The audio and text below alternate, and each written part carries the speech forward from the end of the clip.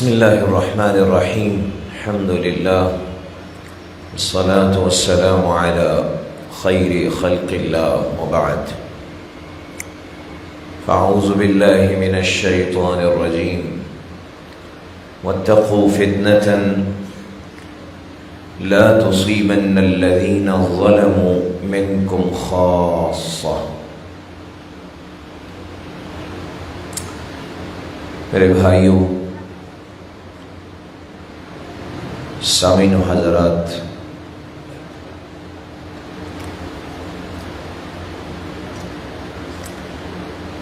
اس بات میں تو کوئی شک نہیں ہے کہ یہ زمانہ فتنے کا زمانہ ہے اور ہر آنے والا دن نئے فتنوں کو لے کر آ رہا ہے۔ فتنہ اپنی نہاد اور اپنی حقیقت میں پرانا ہوتا ہے۔ ذرا بات گہری اور سمجھنے والی ہے، اس لیے پوری توجہ سے بات کو سنیں گے تو سمجھ میں آئے گی، اور اللہ کی توفیق ہوگی تو پھر ہمیں سمجھ بھی آئے گی اور عمل کرنے کا جذبہ بھی پیدا ہوگا۔ اللہ ہمیں توفیق عطا فرمائے۔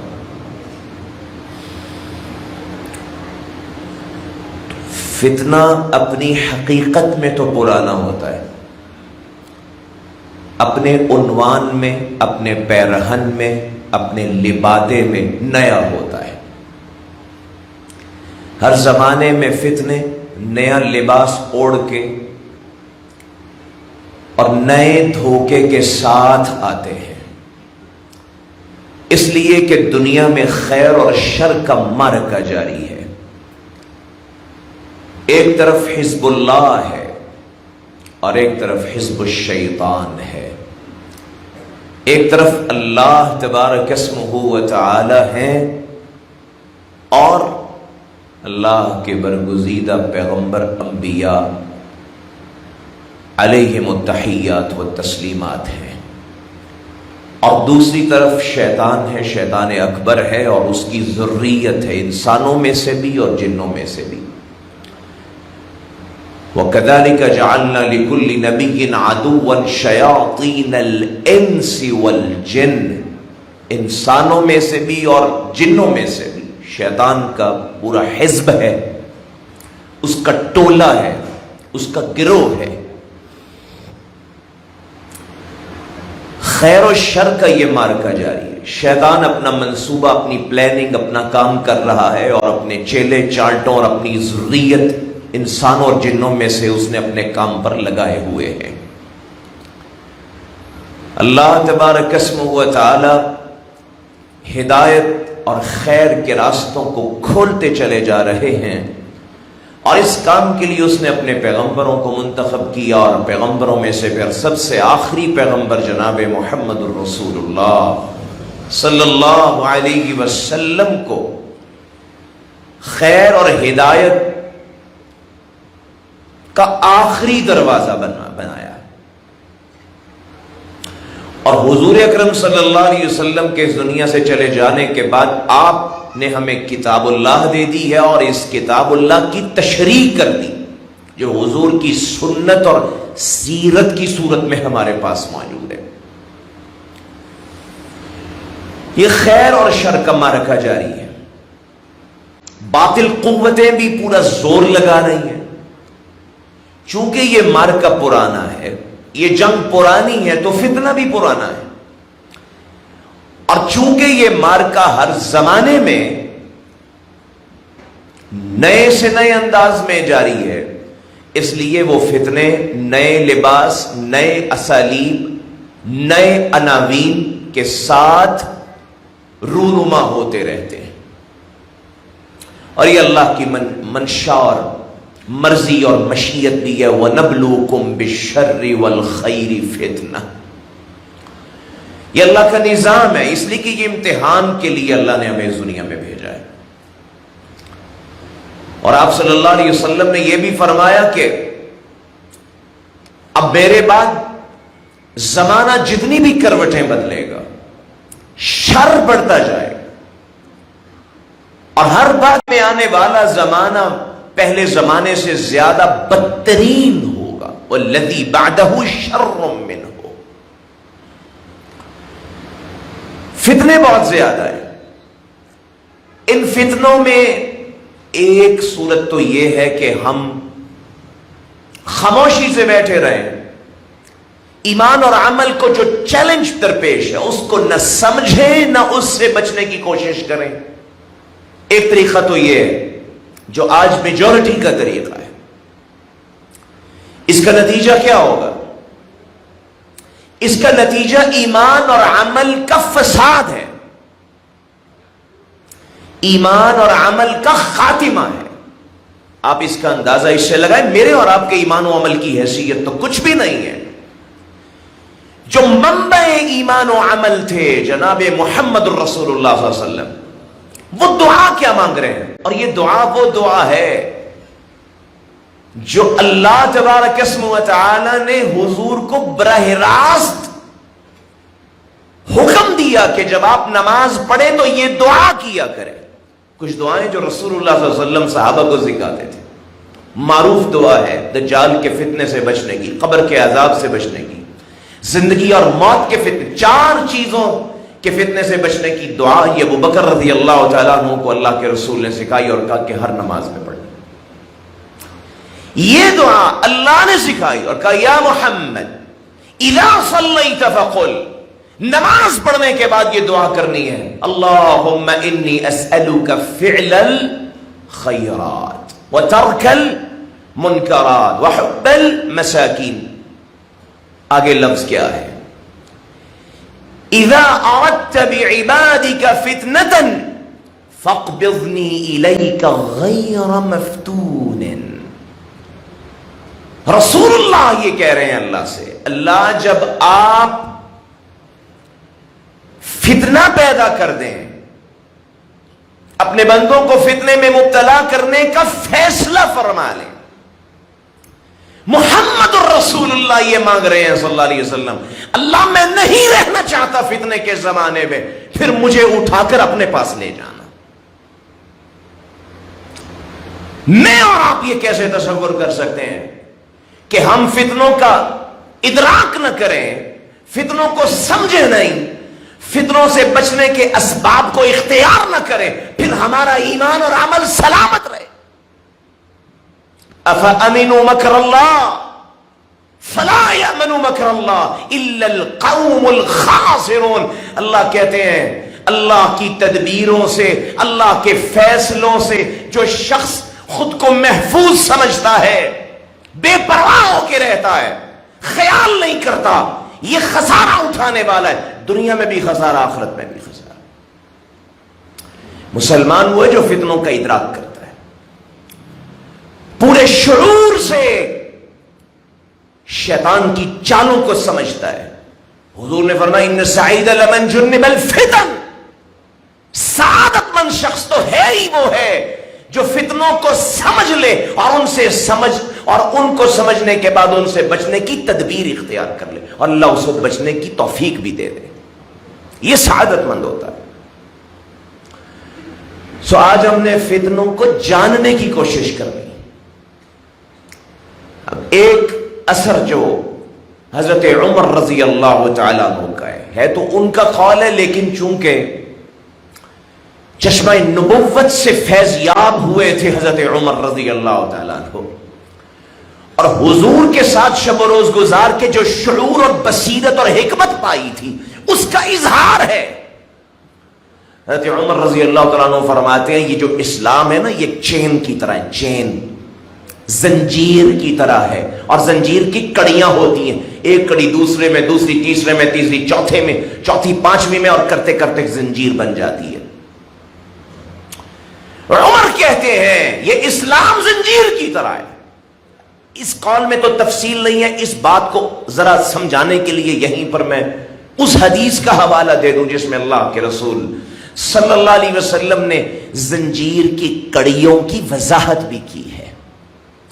اسلام جو زنجیر ہے اس کی ایک کڑی توحید ہے، ایک کڑی نماز، ایک کڑی زکات، ایک کڑی حج بیت اللہ، ایک کڑی صدقہ، ایک کڑی اسلامی نظام حکومت. یہ کڑیاں ہیں، یہ حلقے ہیں جو مل کر اسلام کی پوری چین بنتی ہے. اب عمر رضی اللہ تعالیٰ عنہ کی بات سنیے. فرماتے ہیں ایک وقت آنے والا ہے اسلام کی زنجیر کی ایک ایک کڑی ٹوٹے گی اور ٹوٹتے ٹوٹتے یہ ساری زنجیر ٹوٹ جائے گی. عمر یہ کیسے ہوگا؟ اذا نشأ فی الاسلام من لم يعرف الجاہلیہ. فرمایا جب ایسے لوگ امت مسلمہ میں پیدا ہوں گے، پیدا تو مسلمانوں کے گھر میں ہوں گے لیکن فتنوں کو نہیں جانتے ہوں گے، جاہلیت کو نہیں سمجھیں گے، اپنے زمانے کی شیطانی چالوں سے آگاہ نہیں ہوں گے. نتیجہ کیا نکلے گا؟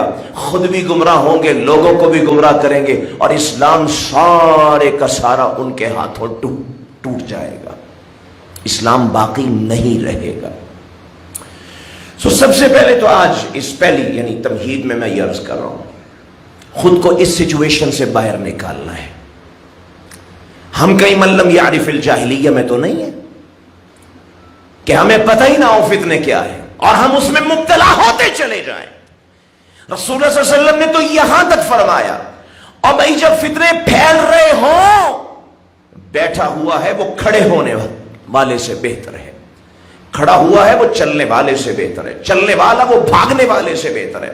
من یشرف لہا تستشرف ہو. حضور نے فرمایا جو فتنوں کی طرف منہ اٹھائے گا فتنے اس کو اپنی ہلاکت کی لپیٹ میں لے لیں گے. جو بچنا چاہے گا صرف وہی بچ سکے گا. ہمیں سب سے پہلے تو اس شعور اور اس احساس کو پیدا کرنا ہے. دور حاضر میں شیطان سو گیا ہے یا کوئی تدبیر کر رہا ہے؟ شیطان سوتا نہیں ہے. شیطان نے کہا تھا ثم لآتینہم من بین ایدیہم ومن خلفہم وعن ایمانہم وعن شمائلہم. یہ ایسے ہی بات نہیں ہے. اس نے کہا جی میں آگے سے بھی آؤں گا، پیچھے سے بھی آؤں گا، دائیں سے بھی آؤں گا، بائیں سے بھی آؤں گا. یہ جو جہتوں سے آنے کی بات کی تھی ابن عباس رضی اللہ تعالیٰ عنہما نے اس کو کھول دیا. آگے سے آنے کا معنی یہ ہے انسان کے آگے اس کی آخرت ہے، وہاں جا رہے ہیں ہم سب. ہمارا منہ ہماری قبر کی طرف ہے، موت کی طرف، آخرت کی طرف ہے، محشر کی طرف ہے، اللہ کے سامنے پیش ہونے کی طرف ہے. اور جو پیچھے چھوڑتے جا رہے ہیں وہ دنیا ہے. شیطان آخرت کی جہت سے بھی آئے گا اور ورغلائے گا اور بہکائے گا. شیطان پیچھے سے دنیا کی جہت سے بھی آئے گا، دائیں سے یعنی اسلام اور نیکی اور خیر کے راستے سے بھی بہکائے گا، گمراہ کرے گا، اس کی نوعیتیں. اور بائیں طرف سے بھی ہے. تو یا تو ہم یہ طے کر لیں کہ شیطان سو گیا، اب اس کو کوئی ضرورت نہیں رہی. اگر شیطان سو گیا یہ زمانہ پھر بدترین کیسے ہو گیا؟ بدترین کیسے ہو گیا؟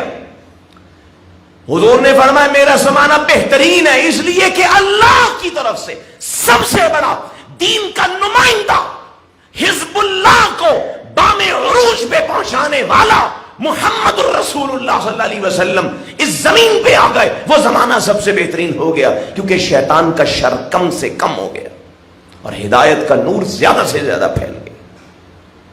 لیکن حضور کے بعد یہ زوال آتا گیا. اور آپ نے فرمایا شیطان آج سویا تو نہیں. جاگ رہا ہے تو فتنے ہیں، جاگ رہا ہے تو جاہلیت ہے، جاگ رہا ہے تو کفر ہے، جاگ رہا ہے تو نفاق ہے، جاگ رہا ہے تو بدترین اللہ سے بغاوت ہے. اس بغاوت کی صورتیں اور نوعیتیں جو کہ فتنہ ہیں ان کو ہمیں سمجھنا ہے. اللہ اکبر. فتنے تو بہت سے.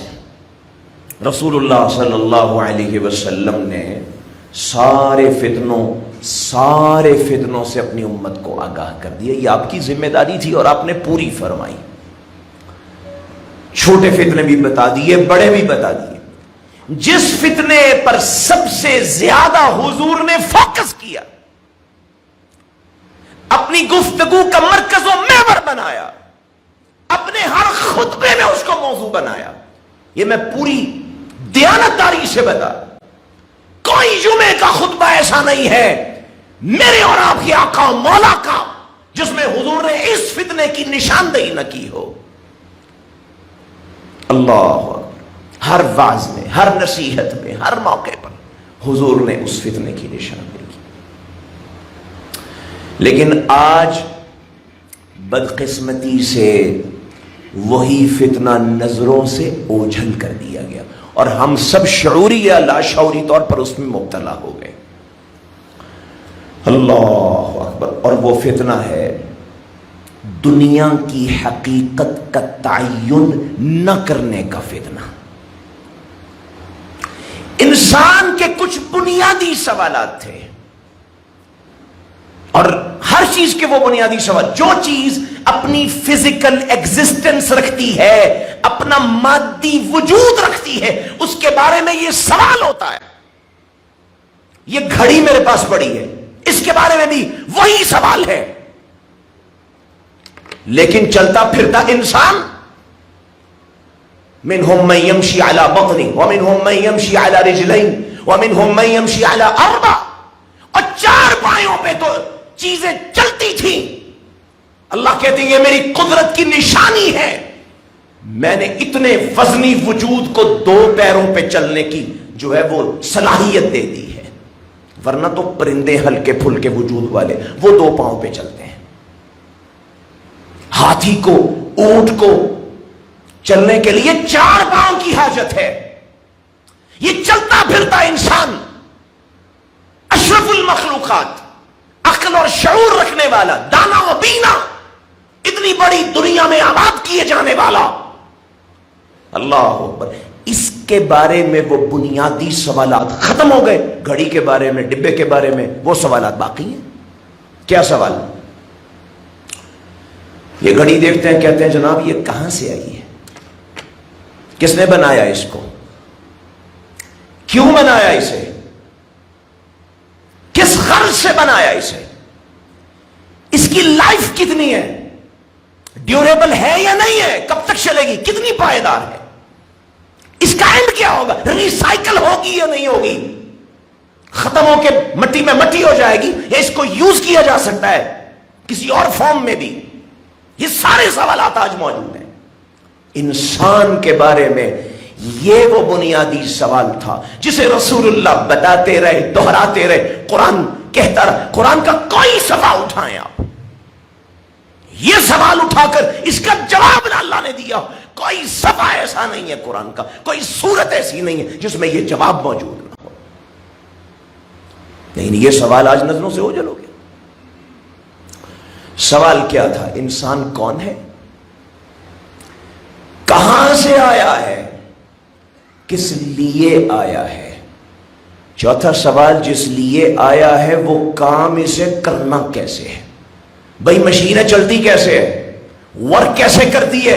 انسان نے وہ کام کیسے کرنا ہے؟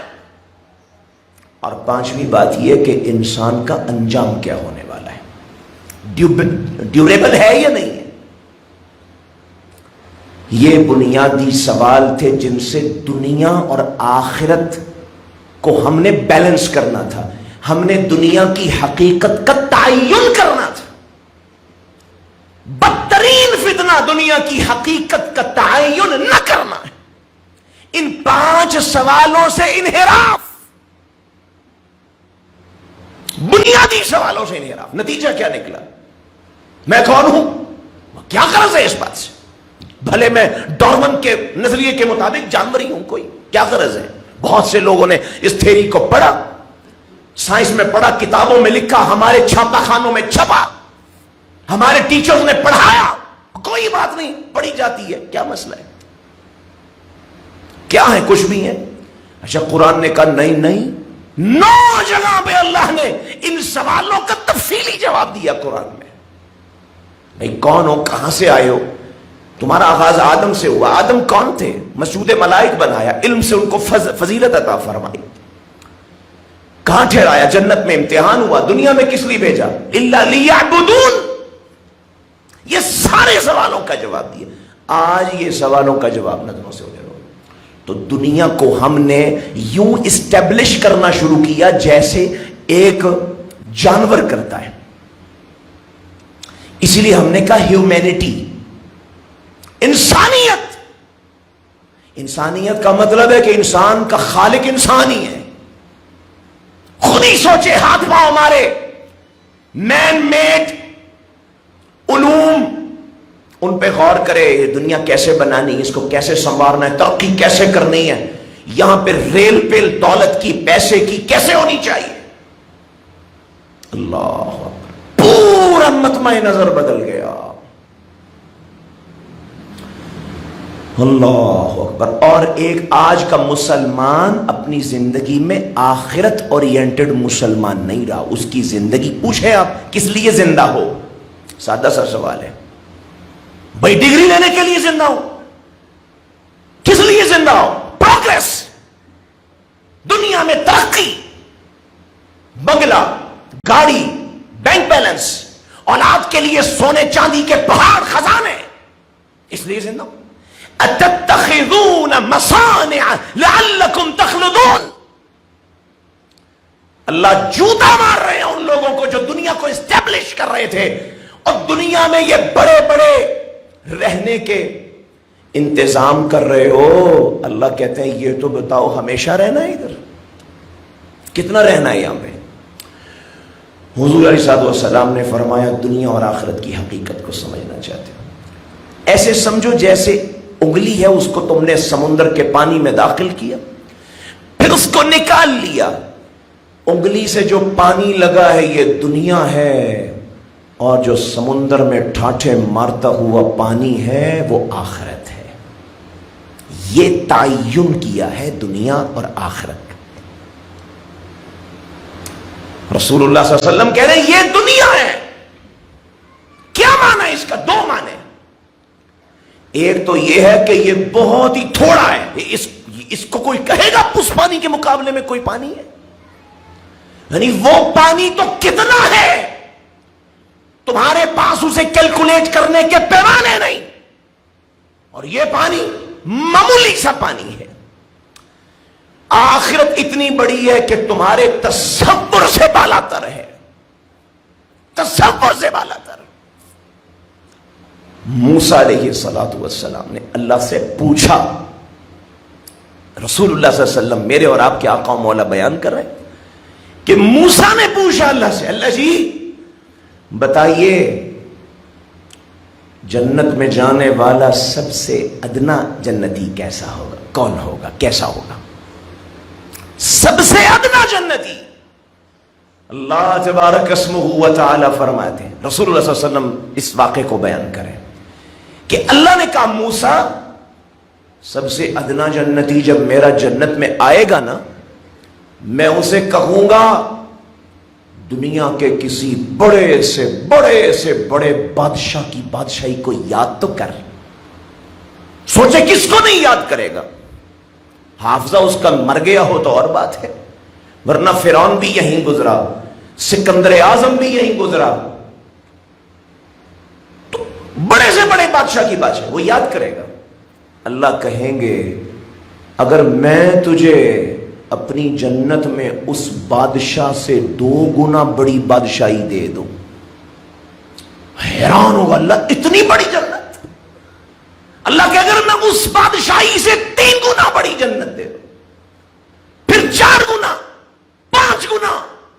حضور نے فرمایا، اللہ نے کہا موسیٰ میرا ادنا جنتی جو ہوگا دنیا کے بڑے سے بڑے بادشاہ کی بادشاہی کا 10 گنا بڑی بادشاہی میں اس کو اپنی جنت میں عطا کروں گا. اور جب یہ بیان کیا نا تو موسیٰ علیہ السلام کے تو یعنی قلب و ذہن کے دریچے کھل گئے. اللہ یہ اگر ادنا جنتی ہے تو بتائیے کہ پھر اعلی جنتی کیا ہوگا؟ ادنا یہ ہے تو اعلی کیا ہوگا؟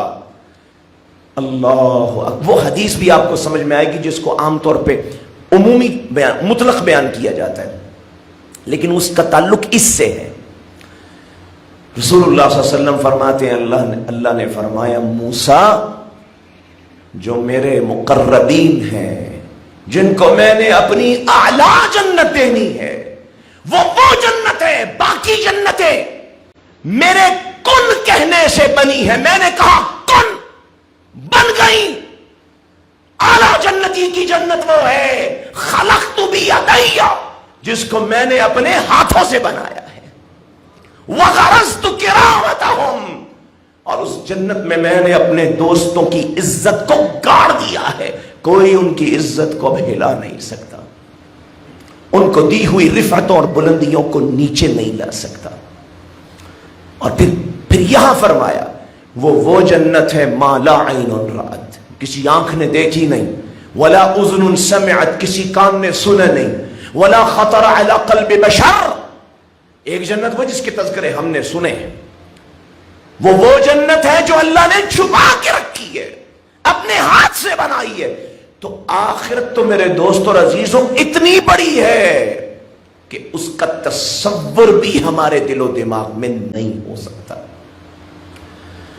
دنیا اس کے مقابلے بہت چھوٹی، دنیا تو بہت چھوٹی. دوسرا معنی اس حدیث کا کیا ہے؟ یہ پانی بہت جلد ختم ہونے والا ہے، ابھی ابھی ختم ہو جائے گا.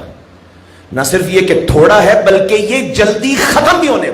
ایک ہے کہ چیز تھوڑی ہے لیکن چلو رہے گی تو صحیح نا، لمبا عرصہ رہے، لذت تو دے، فائدہ تو دے، نفع تو پہنچائے. نہیں، سمندروں کا پانی تو قرن سے زمانوں سے جاری ہے. یہ تمہاری انگلی کو لگا ہوا پانی ابھی ہوا کا جھونکا آئے گا، خشک ہو جائے گا. تمہاری زندگی بھی اسی طرح بہت تیزی سے جا رہی ہے، بہت جلد یہ زرد پتوں کی طرح ٹوٹ کے زمین میں گرنے والی اور مٹی میں مٹی ہو جانے والی ہے. سوچیں تو صحیح، ایک آدمی دنیا میں کتنا انجوائے کر سکتا ہے؟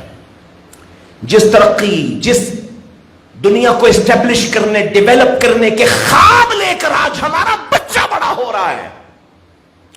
سوچیں کسی آدمی کے سارے خواب پورے ہو گئے، 100% پورے ہو گئے. اس نے کہا میں یہ ہو جاؤں وہ بھی ہو گیا، یہ ہو جاؤں وہ بھی ہو گیا، یہ ہو جاؤں وہ بھی ہو گیا. نفسیات کے ماہرین کہہ رہے ہیں کہ آدمی اپنی زندگی کا تیسرا حصہ تو سو کے گزارتا ہے. حضور نے فرمایا میری امت کی جو اوسط عمر ہے نا وہ 60 سے 70 سال ہے. ایک آدمی کو سمجھے پوری عمر مل گئی، یہ بھی کوئی گارنٹی نہیں لیکن پر پوری مل گئی، 60 سال مل گئی. اب ان 60 سالوں میں اس کے سارے خواب پورے ہو گئے. ویسے دنیا کے مگر 100% لوگ ہیں نا تو شاید 2% کے بھی سارے خواب پورے نہیں ہوتے، 2% سے کم ہوتے ہیں جن کے سارے پورے ہوتے ہیں. اور 80% لوگ وہ ہیں جو بیچارے اپنے خوابوں کو پورا کرنے کی کوشش میں قبر کی مٹی میں الہاکم التکاثر حتی زرتم المقابر، یہ اور مل جائے، یہ اور مل جائے، یہ اور دنیا بن جائے، یہی کرتے رہتے ہو یہاں تک کہ قبر کی مٹی میں پہنچ جاتے ہیں. تو سوچیں سارا کچھ مل گیا، 60 سال عمر مل گئی اور جو چاہتے تھے وہ آپ کے خواب پورے ہو گئے. ماہرین کہہ رہے ہیں کہ 20 سال تو جناب آپ نے ویسے ہی مردے کی طرح گزارنے ہیں، چارپائی پہ لیٹے ہوئے، سویا ہوا مردہ ہوا. اب ہم تو سوتے بھی بدمست ہو گئے، عیاشی کرتے ہوئے ذہن کی عیاری کے ساتھ بستر پہ پہنچتے ہیں اور صبح اٹھتے ہی عیاری، دنیا کو کمانے کی، تعیش کی اور خواہشات کے بڑے بڑے خواب دیکھتے ہوئے اٹھ جاتے ہیں. جو اللہ کا بندہ ہے جب بستر پہ جاتا ہے کیا سوچ کے جاتا ہے؟ اللہ یتوفی الانفس حین موتها والتی لم تمت فی منامها. اللہ کہتے ہیں جب رات کو سونے کے لیے بستر پہ جاتے ہو، جس طرح اللہ مردے کی روح کھینچتا ہے سونے والے کی روح بھی اللہ کھینچ لیتے ہیں. اللہ کا بندہ بستر پہ جاتا ہے، اللہ کے سپرد کر کے لیٹتا ہے. اس لیے رسول اللہ صلی اللہ علیہ وسلم کی اگر سونے کی دعاؤں کو اکٹھا کریں، میں ایک موٹا اندازہ بتا رہا ہوں آپ کو، ساری دعائیں فرفری یاد ہو اور سپیڈ سے پڑھتے جائیں، 1 گھنٹہ لگے گا بستر پہ جا کے رسول اللہ صلی اللہ علیہ وسلم کی ساری دعائیں کر کے سونے سے پہلے. یہ اللہ کا بندہ اپنے آپ کو اللہ کے سپرد کر کے لیٹتا ہے. اللہ میں تیرے حوالے خود کو کر رہا ہوں، اب پتہ نہیں تو اٹھا دے گا تو اٹھتے ہی میں کیا کہوں گا؟ الحمدللہ الذی احیانا بعدما اماتنا، اللہ تو نے مار دیا تھا اب پھر زندہ کیا ہے، تیرے نام پہ سویا تھا، تیرے نام پہ میرا دن اٹھ کر کھڑا ہو گیا۔ اللہ اکبر۔ میرے دوستو عزیز، تو 20 سال تو یوں مردگی میں گزر گئے، پیچھے رہ گئے 40 سال۔ اچھا 40 سالوں میں 8-10 سال تو بیچارے گر رہے تھے، کھڑے ہو رہے تھے، نہ حاجت کا پتہ تھا، نہ کھانے کا پتہ تھا، نہ پاکیزگی اور طہارت کا پتہ تھا، ماں باپ کے رحم و کرم تھے۔ پیچھے رہ گئے 30 سال، 30 سال جس کے سارے خواب پورے ہو گئے، اس کے انجوائے کرنے کی کل مدت کتنی ہے؟ 30 سال۔ یہ ہے ٹوٹل کہانی۔ 30 سال جو کہ ساروں کی انجوائمنٹ نہیں ہے۔ 80% لوگوں میں سے 80% لوگوں کو 5 سال ملیں گے، 6 سال ملیں گے، 8 سال ملیں گے، وہ بھی جو خواب دیکھا ہوتا ہے سارے نہیں، تھوڑے سے پورے ہو جاتے ہیں۔ دیکھا اربوں کا ہوتا ہے، چلو کروڑوں مل جاتے ہیں، دیکھا کروڑوں کا ہوتا ہے، چلو لاکھوں مل جاتے ہیں۔ 30 سال اس سے زیادہ کچھ نہیں ہے، پھر کہاں جانا ہے؟ اللہ کے پاس پیش ہونا ہے۔ رسول اللہ صلی اللہ علیہ وسلم نے اس بات کو اتنا گھول کے پیا اور صحابہ کو پلایا۔ آپ نے فرمایا میری مثال تو ایسے ہے جیسے ایک مسافر چلا اور راستے میں درخت کے نیچے کھڑا ہوا ہے، تھوڑی دیر سایہ لے کے اس نے پھر منزل کی طرف چلنا ہے۔ یہ دنیا تو میرا سایہ ہے جس میں تھوڑی دیر میں کھڑا ہوا۔ کن فی الدنیا کأنک غریب او عابر السبیل۔ خیر بات لمبی ہو جائے گی، آج ہم دنیا کے پیچھے بھاگ رہے ہیں۔ اچھا کوئی ایک صاحب کہنے لگے نہیں جی نہیں، یہ آپ نے کیا کیلکولیشن کی ہے، 30 سال اب بچے نہیں ہیں، 30 سال تو ہم انجوائے کریں گے اور پھر سال ہاں سال صدیاں ہماری اولادیں، اولادوں کی اولادیں اور اولادوں کی پھر اولادیں وہ دنیا میں لذتیں اٹھائیں گی اور نفع حاصل کریں گی۔ میں نے ان کو کہا شاید آپ نے مقاتل بن سلیمان کی نصیحت کو نہیں سنا، یہ دھوکہ ہے، دھوکہ۔ وَمَا الْحَيَاةُ الدُّنْيَا إِلَّا مَتَاعُ الْغُرُورِ۔ صحابی متاع کا لفظ پوچھنے کے لیے ایک عربی بدو کے پاس گئے، اس نے کہا متاع ہم کہتے ہیں خاص ایام میں خون جو جسم کی گندی آلائشیں صاف کرنے کے کپڑے ہوتے نا، ان کو ہم متاع کہتے ہیں۔ اللہ کہتے ہیں یہ ہے دنیا، گندا گھٹیا بدبودار سامان، بندوبست، اور وہ بھی دھوکے کا بندوبست۔ دھوکہ، دھوکہ کیسا ہے؟ مقاتل بن سلیمان خلیفہ منصور کی بیعت ہو رہی ہے، خلافت پہ بیٹھا، علماء بھی آ رہے ہیں، مفسرین بھی، محدثین بھی۔ مقاتل بن سلیمان پہنچے تو بادشاہوں کا طریقہ ہوتا تھا کہ علماء کو کہتے نصیحت کرے، تو خلیفہ منصور نے کہا مقاتل بن سلیمان کو کہ کوئی نصیحت فرما دے۔ کہنے لگے یہ بتا نصیحت سنی ہوئی بات کی کروں یا دیکھی ہوئی بات کی کروں؟ کہا جی سنی ہوئی کی، یہ بڑا اپنے آپشن، تو سنی ہوئی کی تو نصیحتیں بڑی سنی ہے، دیکھی ہوئی کی کر دیں۔ مقاتل کہتے ہیں پھر سنو، بنو امیہ کا ایک بادشاہ گزرا ہے عمر بن عبدالعزیز رحمت اللہ علیہ، اللہ نے اس کو 11 بیٹے دیے۔ کتنے؟ 11 بیٹے دیے۔ کہا عمر بن عبدالعزیز کیسا درویش تھا، لمبی بات ہو جائے گی، مختصر سی خلافت ملی، سارے ناز و نعم کو چھوڑ دیا، اللہ کے دین کے لیے ساری قربانیاں۔ اچھا جب عمر بن عبدالعزیز مقاتل کہتے ہیں اس دنیا سے رخصت ہوئے، 11 بیٹے چھوڑے تھے، لوگوں نے پوچھا خلیفہ صاحب وراثت میں کیا چھوڑا ہے؟ لوگوں نے ڈھونڈ ڈانڈ کے بڑی محنت سے تجوریاں کھولیں، پتہ لگا صرف 18 دینار چھوڑ کے جا رہے ہیں۔ 11 بیٹے، دینار 18۔ اچھا کہتے ہیں جی 5 دینار تو کفن کے بندوبست میں خرچ ہو گئے، 4 دینار کی قبر کی جگہ لے لی، 9 دینار تو یہیں پہ صرف ہو گئے، پیچھے رہ گئے 9۔ یعنی پورا 1 دینار بھی ایک بیٹے کے حصے میں نہیں آیا. 9 دینار رہ گئے. اب وہ پائی پائی جو تھی دے دی. اللہ اکبر. کہتے ہیں اسی عمر بن عبد العزیز کے چچا کا بیٹا ہشام بن عبد الملک، وہ بھی بنو امیہ کا بادشاہ. اللہ اکبر. ہشام بن عبد الملک کے بھی 11 ہی بیٹے تھے. اور جب دنیا سے رخصت ہوا صاحب اندازہ لگاؤ کیا چھوڑ کے گیا ہے. ایک ایک بیٹے کے پاس لاکھوں دینار. سونے کا دینار ہوتا تھا، لاکھوں دینار ایک ایک بیٹے کے پاس، لاکھوں دینار وراثت آئی. مقاتل کہتے ہیں عمر بن عبد العزیز نے 11 بیٹے چھوڑے مفلس. ہشام نے 11 بیٹے چھوڑے جن کو اتنا مال دیا کہ وہ مال صدیوں تک چل سکتا تھا. مقاتل کہتے ہیں پھر انہی گناہگار آنکھوں نے ایک دن دیکھا. اللہ اکبر. عمر بن عبد العزیز کا ایک بیٹا اللہ کے راستے میں جہاد فی سبیل اللہ میں 100 گھوڑے صدقہ کر رہا ہے. اور اسی دن سورج غروب ہونے سے پہلے مجھے اللہ نے دکھایا ہشام بن عبد الملک کے انہی 11 بیٹوں میں سے ایک بیٹا ایک وقت کی روٹی بھی اس کے پاس نہیں تھی، لوگوں سے اپنی بھوک مٹانے کے لیے ہاتھ پھیلا کے سوال کر رہا تھا. یہ کس نے سمجھ لیا میں اپنی نسلوں کے لیے کما رہا ہوں.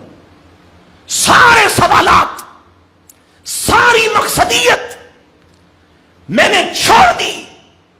اللہ سے بغاوت، قرآن کے حکم کو پسے پوچھ ڈالا. کیوں؟ دنیا کمانی کس لیے؟ اپنے لیے، اولاد کے لیے، اولادوں کی اولاد. تو میرے دوست اور عزیز، دور حاضر کا بدترین فتنہ دنیا کی حقیقت کا تعین. ہم نے کس سے سبق لیا ہے؟ ہمیں یہ کرنا ہے، یہ کرنا ہے، یہ کرنا ہے. سوچے تو صحیح. قرآن مجید سیکھ کے، قرآن مجید سے میں پتہ چلا یہ پڑھو، یہ پڑھو، یہ ڈگری لو، پھر وہ اس کے نتیجے میں وہ جاب، وہ کاروبار، وہ بزنس، وہ دنیا اس طرح بناؤ، یہ کرو، یہ کہاں سے آیا؟ پوچھو آپ سے. دنیا میں تو آدم بھی آئے تھے، نوح علیہ السلام بھی آئے تھے، جناب محمد رسول اللہ صلی اللہ علیہ وسلم تک سارے انبیاء آئے تھے. اس دنیا میں انسان کی تاریخ کم و بیش 10,000 سال کی تاریخ ہے. اللہ نے قرآن اتارا، زبور، تورات، انجیل اتاری، صحف ابراہیم اتارے. آدم علیہ السلام کے ساتھ ہی دنیا میں رہنے کا پورا نوشتہ اور نظام اور پورا منشور اتارا. اس میں کہاں تھا یہ سارا کچھ؟ میں نے اور آپ نے یہ سب سیکھا یہود سے، عیسائیوں سے، کفار سے. کیسے سیکھا، کہاں سیکھا، یہ آپ سمجھتے ہیں. اس لیے دور حاضر کا بدترین فتنہ یہ ہے. ان سوالوں پہ غور کریں، دنیا کی حقیقت کا تعین کریں اور اس فتنے سے بچنے کی کوشش شروع کر دیں. حضور نے فرمایا ہر امت میں کوئی بڑا فتنہ ہوتا ہے، وَفِتْنَةُ أُمَّتِي الْمَالِ، اور میری امت کا بڑا فتنہ مال ہے، دنیا کی ہوس اور ہرس. اور مل جائے، اور مل جائے، اور مل جائے. اللہ اکبر. اس فتنے سے بچنے کے لیے ہمیں کیا کرنا ہے؟ اس پر 2-3 باتیں عرض کرتا ہوں. سب سے پہلی بات، لوگوں کو اگر ہم یہ چاہتے ہیں دنیا کے فتنے اور ہر فتنے سے بچیں اور ایمان اور عمل کی سلامتی ملے، ہم میں سے ہر شخص کو اپنے کردار پہ غور کرنا. کردار سے مراد یہ نہیں میں کہہ رہا جھوٹ بول رہے ہیں تو سچ بولیں، وہ تو کرنا ہی ہے، وہ نہیں. خود کو دیکھیں آپ کہاں کھڑے ہیں. آج کل کے انسانوں کی صورت یہ ہے کہ ہم دین کے معاملے میں تھرڈ پارٹی ہیں. تھرڈ پارٹی کمپنی ہوتی ہے نا، کمپنی نے یہ مائک بنایا، وہ کمپنی نے بنایا، اس کی سردرد ہے. دوسرا اس کی مارکیٹنگ کرنے والے ہیں، اس نے بیچنا، اس کا سردرد ہے. بھائی میں تو سنوں گا، اگر مجھے اچھا لگے گا لے لوں گا، نہیں اچھا لگے گا نہیں لوں گا. کمپنی فلاپ ہو جائے، کامیاب ہو جائے، چلنے لگے، مجھے اس سے کوئی غرض نہیں. دین کے معاملے میں بھی آج کا مسلمان تھرڈ پارٹی ہے، آڈینس ہے، سامع ہے دین کا. بس وہ سمجھتا ہے دین اللہ اور اس کے رسول کا ہے، اور اس کی مارکیٹنگ کی ساری ٹھیکیداری مولوی صاحب کے اوپر ہے. میں تو تھرڈ پارٹی ہوں بھائی، مولوی صاحب بلاتے ہیں چلا جاتا ہوں، سن لیتا ہوں، اور نہیں بلائیں گے نہیں جاؤں گا، اور جہاں بھی چلا بھی گیا تو میرا کیا ہے، بات سنوں گا ٹھیک ہے، بات تو انہی کی ہے. یہ دین کا تصور کبھی نہیں تھا. مجھے نہیں پتا یہ کہاں سے آیا اور کیسے آیا. رسول اللہ صلی اللہ علیہ وسلم کے زمانے میں ایسا نہیں تھا. دین کے معاملے میں آج ہم تھرڈ پارٹی. اس امت پر نجات کے لیے 3 شرطیں ہیں. پہلی ساری امتوں پہ 2 ہی تھیں، اس امت پہ تیسری اضافی لگائی ہے. پہلی 2 کیا تھی؟ ایمان اور عمل صالح. ایمان لے آؤ، عمل صالح کر لو، نجات پا جاؤ. اس امت کے لیے 2 شرطیں کافی نہیں ہیں. جو شخص ایماندار ہو، توحید پہ ہے، یہ میں بات وضاحت سے کر رہا ہوں، توحید کے راستے پہ کھڑا ہے، عمل صالح کر رہا ہے، لیکن دین کے معاملے میں تھرڈ پارٹی ہے، اس کا ایمان بھی بیکار ہے، اس کا عمل بھی بیکار ہے. یہ میں اپنے پاس سے نہیں کہہ رہا، رسول اللہ صلی اللہ علیہ وسلم کی حدیث عرض کر دیتا ہوں. آپ صلی اللہ علیہ وسلم نے فرمایا میری امت میں وہ وقت آنے والا ہے کہ میری امت میں ایسا ہوگا کہ چہرے اللہ بگاڑ دیں گے، زمین کا سینہ پھٹے گا، زندہ بستیاں اس میں دفن ہو جائیں گی، آسمان سے پتھروں کی بارش ہوگی. صحابہ کی تو گویا رونگٹے کھڑے ہو گئے، اور صحابہ نے سوال کیا افنہلک وفینا الصالحون، رسول اللہ صلی اللہ علیہ وسلم ہم ہلاک ہو جائیں گے، یوں مار دیے جائیں گے، حالانکہ ہم میں صالحین بھی ہوں گے، نمازی بھی ہوں گے، توحید والے بھی ہوں گے، زکوٰۃ دینے والے بھی ہوں گے، روزہ رکھنے والے بھی ہوں گے، حج کرنے والے، عمرہ کرنے والے ہوں. یہ کیا؟ سوچیں حضور نے کیا جواب دیا. حضور نے فرمایا نعم، ہاں یہ صالحین بھی ہلاک ہو جائیں گے. کیوں؟ آگے فرمایا اذا ظہر الخبث، یہ ہے وہ تیسری شرط جس کو میں مفہوم میں یہ کہہ رہا ہوں. جب معاشرے میں وہ مسلمان پیدا ہو گئے جو دین میں تھرڈ پارٹی بن گئے، اللہ کو یہ صالح نہیں چاہیے، اللہ کو مصلح چاہیے. صالح نہیں، اللہ کو کیا چاہیے؟ مصلح، جو خود بھی صالح ہو اور دین کا ٹھیکہ اس نے اٹھایا ہو. اس کو قرآن نے کہا امر بالمعروف، اس کو قرآن نے کہا الاصلاح، ان اريد الا الاصلاح، شعیب علیہ السلام کے حوالے سے. اس کو قرآن نے سورہ عصر میں کہا تواسی بالحق، تواسی بالحق. یہ سورہ عصر کیوں 2 سطر کی صورت ہے؟ زمانے کی قسم اٹھائی ہے اللہ نے، زمانے کی قسم اٹھائی ہے. اللہ اکبر. اور کہا انسان خسارے میں ہے، یہ نہیں کہا علماء خسارے میں ہیں. ہماری تشریح کے مطابق تو اس کا مطلب ہے کہ علماء خسارے میں ہیں، نکلنا چاہتے ایمان اور عمل کے ساتھ تواصی بالحق کریں، نکلتے رہیں. ہم تو ہیں ہی نہیں خسارے میں.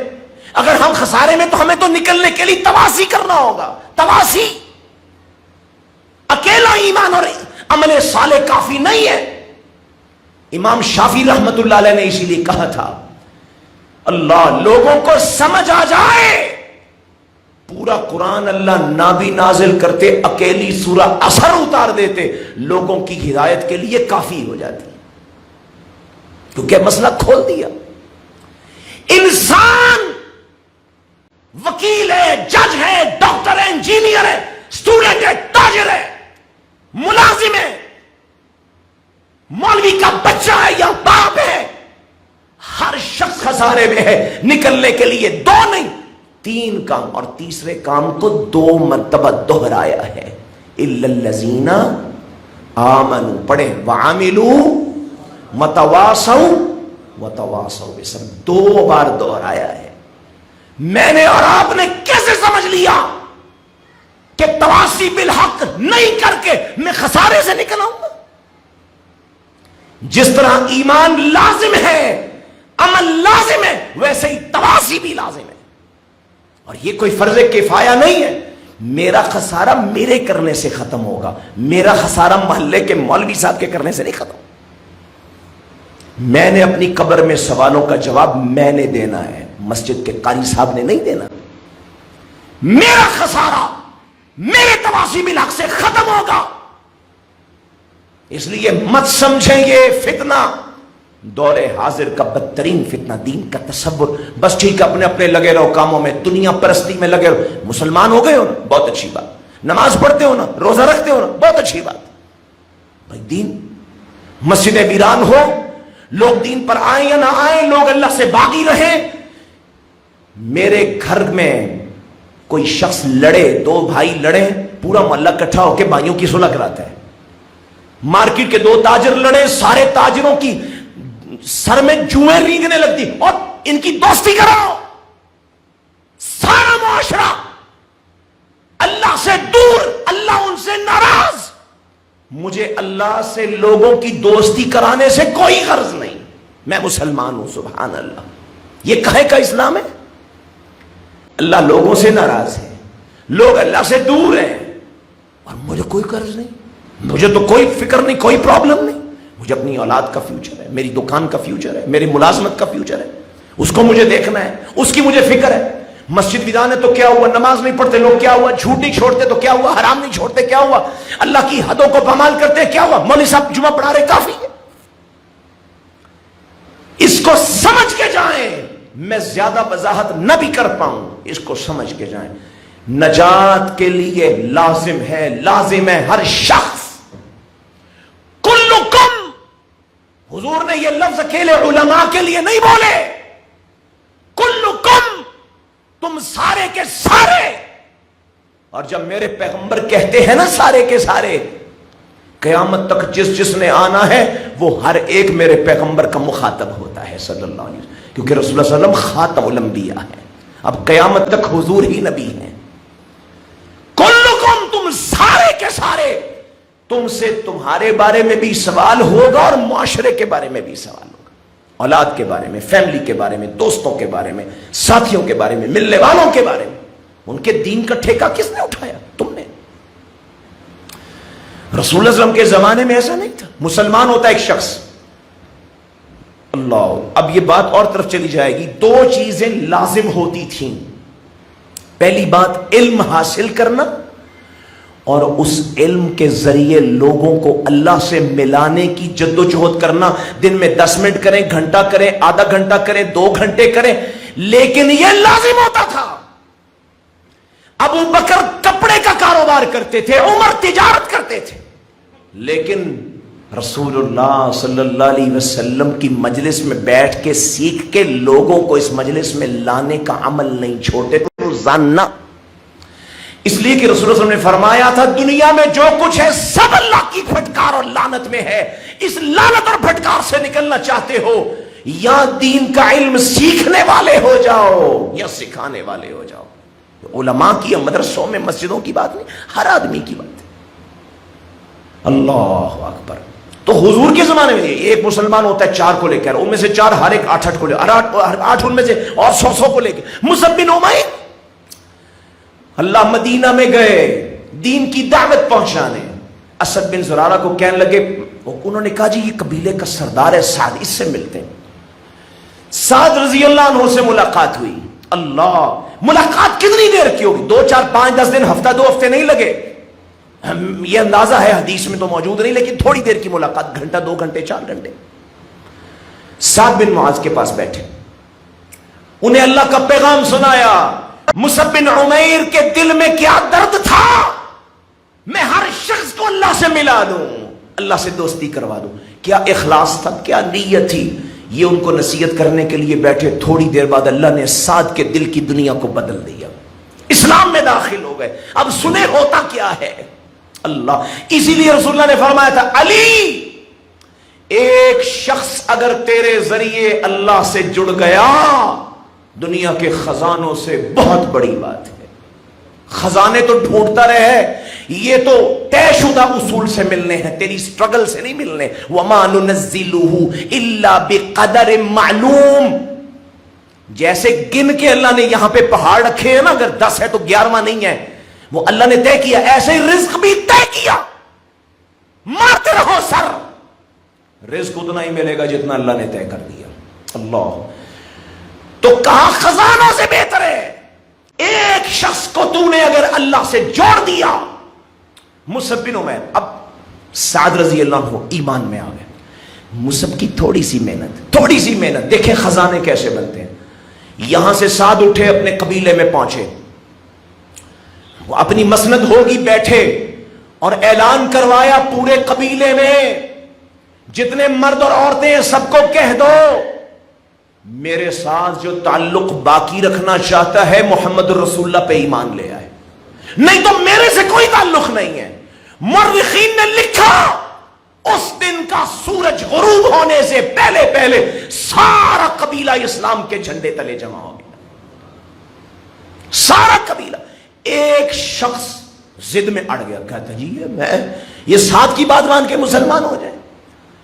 وہ بھی 2-3 سال گزرے، ہجرتیں ہوئیں، غزوہ احد، صحابہ کہتے ہیں اب ہم بھی تیاری کر رہے ہیں، کفار بھی پہنچ گئے ہیں جہاد کی، تو یہ جو ساتھ کے قبیلے کا ایک شخص 3 سال پہلے رہ گیا تھا، آج یہ ہمارے لشکر کی طرف آ، ہم نے او ادھر کدھر آ رہے ہو، ادھر جاؤ۔ اس نے کہا نہیں میرے دل کی دنیا بدل گئی ہے، مجھے حق تمہاری جماعت میں نظر آ رہا ہے، لہذا مجھے بھی جہاد پہ لے چلو۔ صحابہ نے نعرہ لگایا، کہا آجا ہماری صفوں میں، لے کر چلے گئے۔ جہاد شروع ہوتا ہے، اللہ نے اس شخص کو شہادتوں کا منصب عطا فرما دیا۔ رسول اللہ صلی اللہ علیہ وسلم سے ذکر ہوا، آپ نے فرمایا کہ اس شخص نے ایک نماز بھی نہیں پڑھی، ٹائم ہی نہیں ہوا تھا، نماز کا وقت ہی نہیں آیا تھا، ایک سجدہ نہیں کیا، ایک نماز نہیں پڑھی، یہاں اسلام لایا، وہاں اللہ کے راستے میں پہنچا، شہادتوں کے منصب پہ فائز ہو گیا۔ حضور نے کہا عمل اس نے تھوڑا سا کیا ہے، اللہ سے اجر بہت بڑا لے گیا ہے۔ اللہ، مصعب بن عمیر کی تھوڑی سی محنت، سارا قبیلہ مسلمان، اور سعد ایسے مسلمان جب دنیا سے رخصت ہوئے، میت کو اٹھانے والوں میں منافقین بھی تھے جن کی زبانوں کو لگام نہیں ہوتی تھی، زبانیں کھل جاتی تھیں۔ کہنے والے نے کہا اس کا جسم کتنا ہلکا ہے، حضور نے فرمایا احمقو، اس کا جسم ہلکا ہے کی بات نہیں ہے، سعد کے جنازے کو اٹھانے کے لیے آسمان سے 70,000 فرشتے اترے ہیں اور اس کے جنازے میں شریک ہوئے ہیں۔ اللہ اکبر۔ میرے دوستو اور عزیزو، تواصی بالحق، دنیا کے بدترین فتنے سے نکلنے کا واحد راستہ یہی تھا، یہی ہے اور یہی ہوگا۔ ہم میں سے ہر شخص دین کو اپنا مسئلہ سمجھے۔ اگر ہم نے دین کو اپنا مسئلہ نہیں سمجھا، نماز روزہ کافی نہیں ہے۔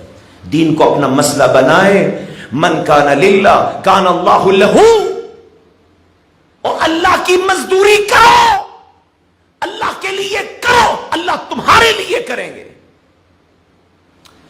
تو کوئی جواز نہیں ہے میرے اور آپ کے پاس تھرڈ پارٹی کی صورت میں اس دنیا میں رہیں۔ اللہ کی نعمتیں، اللہ کی دی ہوئی صحت، اللہ کی دی ہوئی یہ آب و ہوا، اور یہاں پہ ہم زندہ رہیں، اور اللہ کے دین کے بارے میں ہم کہیں جی یہ ہمارا ٹھیکہ تو نہیں، لگے۔ نجات کے لیے تواصی بالحق لازمی شرط ہے۔ ایک تو یہ چیز ہے جو ہمیں دنیا کے فتنے، ہر شخص کو دین کی فکر جتنی لگتی جائے گی، دنیا کی فکر اتنی کم ہوتی چلی جائے گی۔ دین کی فکر جتنی کم ہوگی، دنیا کی فکر اتنی زیادہ ہوگی۔ یہ توازن ہے، یہ پلڑا میزان کا، ترازو کا پلڑا ہے، ایک جھکے گا دوسرا اٹھے گا، دوسرا جھکے گا یہ اٹھے گا۔ یہ پاسبل نہیں ہے آپ کہیں مجھے دین کی فکر نہیں تو بس آپ دین میں بھی ماشاءاللہ پورے رہیں اور دنیا میں بھی پورے، ایسا نہیں ہوگا۔ اللہ تبارک و تعالی ہمیں دنیا کی حقیقت کو سمجھنے کی توفیق عطا فرمائے۔ اللہ ہمیں تواصی بالحق کی توفیق دے۔ اس کا طریقہ کیا ہے؟ وہ لمبا چوڑا طریقہ نہیں، جلسے جلوس اس کا طریقہ نہیں، احتجاج اس کا طریقہ نہیں۔ اپنے گرد و پیش میں اللہ کے دین کی بات شروع کر دیں۔ آپ اب یہ میں آخری حدیث سنا رہا ہوں، حضور نے فرمایا میرے ساتھیوں تم بیٹھتے ہو نا، بیٹھتے ہو کسی مجلس میں، انجمن میں میٹنگ کرتے ہو، گیدرنگ کرتے ہو، یہ جائز نہیں ہے۔ صحابہ نے کہا ما لنا من بد، اللہ کے رسول ہمیں تو بیٹھنا پڑتا ہے، کاروباری میٹنگز ہوتی ہیں، کچھ اور ہوتا ہے، رشتے ناتے ہوتے ہیں۔ حضور نے فرمایا اچھا اگر کوئی گیدرنگ کرنی ہے، بیٹھنا ہے، اکٹھ کرنا ہے، اس کی ایک شرط ہے۔ کیا شرط ہے؟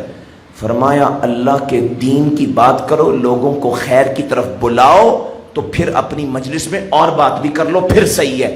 اگر تمہیں دین کی بات نہیں کرنی اور ساری باتیں اپنی کرنی ہیں، ایسی مجلس اور ایسی بیٹھک کی اللہ کے دین میں گنجائش نہیں ہے۔ سو ہمیں کرنا کیا ہے؟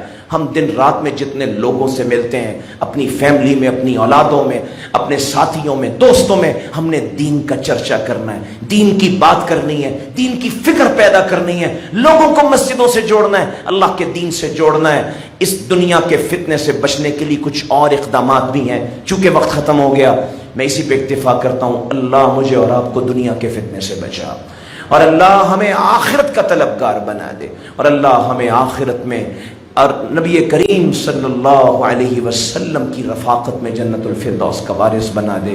وما توفیقنا الا باللہ۔ جزاکم اللہ خیر۔ کل کا درس انشاءاللہ فضیلت